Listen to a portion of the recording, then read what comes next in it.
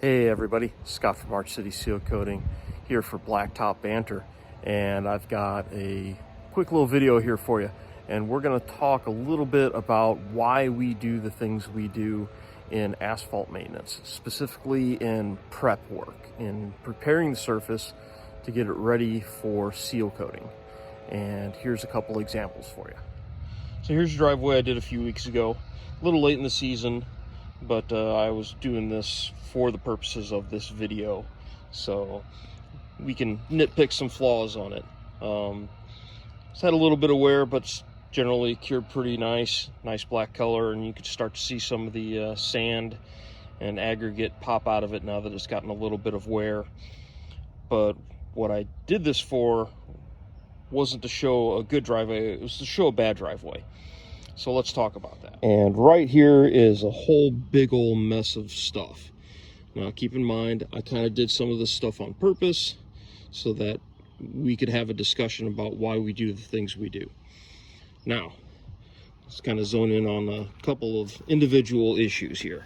First off, you can see the rest of the asphalt's got a nice even black cured color, but clearly there's an oil spot and a bunch of drippings right here. Now, they were there when I sealed it, and I didn't do any more prep to the surface other than blow it clean and just kind of push the sealer onto the spots, kind of rub it in a little bit. Basically the best you could do if you did no prep at all. And this is the result. And this is why we want to take care of oil spots. You can either burn them off with a torch. There are several manufacturers out there that make primer coats and different products that serve that purpose. In a pinch, you can also use a very weak mixture of dishwashing soap. I've heard Dawn works very well in water, and use that to kind of scrub into the surface and kind of break some of the oil up. And you want to do that and then let it dry, no matter what product you use, before you come back and then seal it. And that's going to help minimize, depending on how much oil's in there. You may never eliminate it entirely, but had I done pretty much anything at all, I would have really minimized the oil spot that came through. Next, I mean, kind of hard to miss the big tire spot in the middle there. I purposely drove in on this on purpose the next day to get a tire mark like that. This is what happens when you don't explain to your customers the importance of staying off of the driveway for, you know, the correct amount of time. I generally recommend a minimum of 1 day without foot traffic, 2 days without vehicle traffic. And that seems to work pretty well here, unless I've got sketchy weather or the temperatures are a little on edge, and then I try and tell them basically to stay off it as long as they can stand to. And that is what's going to eliminate that. The good news is that with tire marks, unless they're really bad like this one is, because you can see where it's just pulled the sealer pretty much right off the surface. In combination with the oil spot, that was kind of a worst case scenario.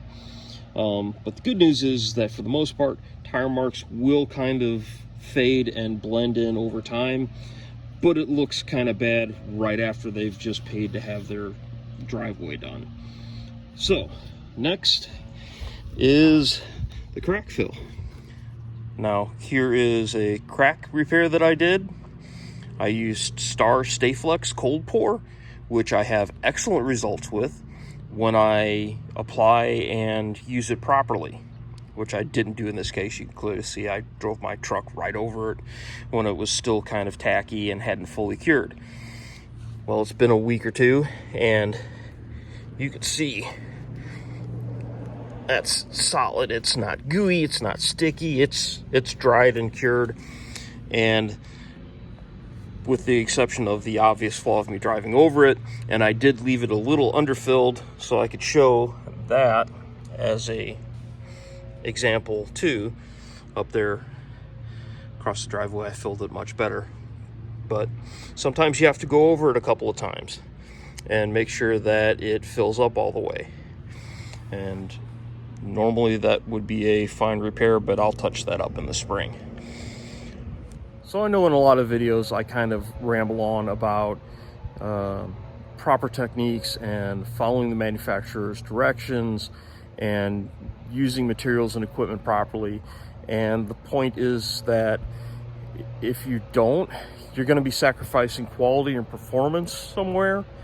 And ultimately that leads to unhappy customers, and that affects your reputation and your wallet. So no matter what you're doing, no matter what you're using, I always encourage everyone to take the time, research the materials and methods that you're using so that you can get the most out of your material and your time and your effort, so that you get very happy customers and you're building your business in a positive direction. I hope all this helped, and if you got any questions, don't hesitate to shoot me a message or drop a comment below. Once again, I'm Scott with Arch City Sealcoating here for Blacktop Banter, and have a great day.